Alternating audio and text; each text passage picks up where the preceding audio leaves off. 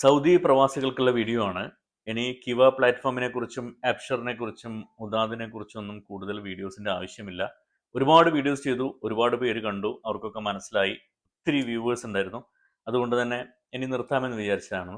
പക്ഷേ അതിൻ്റെ ഒരു ഭയാനകത എനിക്ക് ഡെയിലി വരുന്ന മെസ്സേജസ് കാണുമ്പോൾ എനിക്ക് മനസ്സിലാവുന്നുണ്ട്.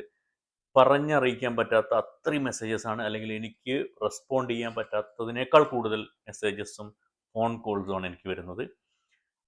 അപ്പോൾ അതൊന്ന് മനസ്സിലാക്കാൻ പറ്റുന്നത് അത്രയും ആളുകൾ ഇതിൻ്റെ പേരിൽ ഇവിടെ കഷ്ടപ്പെടുന്നുണ്ടെന്നുള്ളത്. നല്ലൊരു ശതമാനം ആളുകൾക്കും അതിൻ്റെ വ്യക്തമായിട്ടുള്ള നിയമത്തെക്കുറിച്ചുള്ള ബോധ്യമില്ലായ്മയുടെ ഭാഗമായിട്ടാണ് ഇതൊക്കെ ഉണ്ടായിരിക്കുന്നത്.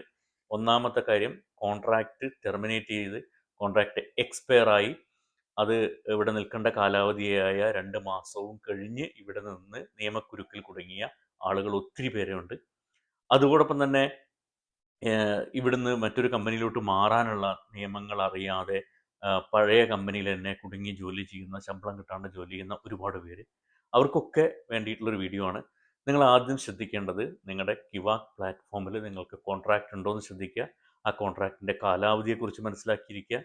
ആ കിവ ഓപ്പൺ ചെയ്യാൻ ഉപയോഗിക്കുന്ന മൊബൈൽ നമ്പർ നിങ്ങളുടേത് തന്നെയാണെന്ന് ഉറപ്പുവരുത്തുക. പിന്നെ കിവയിലെ കോൺട്രാക്റ്റ് മെസ്സേജസ് വരുമ്പോൾ അതിനെക്കുറിച്ച് ശ്രദ്ധിക്കുക, എന്ത് മെസ്സേജാണെന്ന് ശ്രദ്ധിക്കുക. ഇനി മെസ്സേജസ് വരുന്നില്ല എന്ന് വെച്ചിട്ട് അങ്ങനെ ഇരിക്കേണ്ട ആവശ്യമില്ല. ഒരു 1 മന്തൊക്കെ കൂടുമ്പോൾ ഇടയ്ക്കൊന്ന് കിവ ഓപ്പൺ ചെയ്ത് നോക്കുന്നതും എളുപ്പമാണ്. അത്ര വലിയ ബുദ്ധിമുട്ടുള്ള കാര്യമൊന്നുമല്ല. അത് ഓപ്പൺ ചെയ്ത് നോക്കുക, കോൺട്രാക്റ്റ് എല്ലാം വാലിഡ് ആണെന്ന് ഉറപ്പുവരുത്തുക. ഇൻ കേസ് നിങ്ങൾക്ക് എന്തെങ്കിലും ടെക്നിക്കൽ ഇഷ്യൂ കാരണം മെസ്സേജ് വന്നില്ല, നിങ്ങൾ അറിയാതെ പോവായാലോ എന്ന് ചോദിച്ചിട്ടാണ് പറയുന്നത്. അപ്പോൾ അത്തരം കാര്യങ്ങൾ പ്രത്യേകം ശ്രദ്ധിക്കുക.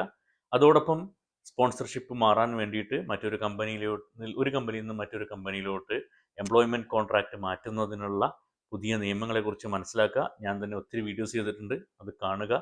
ഇപ്പോൾ നിങ്ങൾക്ക് മനസ്സിലാവും ഇത്രയും സിമ്പിളാണ് ഇപ്പോൾ നിങ്ങൾക്ക് ഒരു കമ്പനിയിൽ നിന്നും മറ്റൊരു കമ്പനിയിലോട്ട് മാറാൻ എന്നുള്ളതും. ഒരു കമ്പനിയിൽ നിന്നും മറ്റൊരു കമ്പനിയിലോട്ട് മാറാൻ നിലവിലുള്ള കമ്പനിയുടെ പെർമിഷൻ ആവശ്യമില്ല എന്നുള്ളതൊക്കെ മനസ്സിലാക്കിയെടുക്കുക.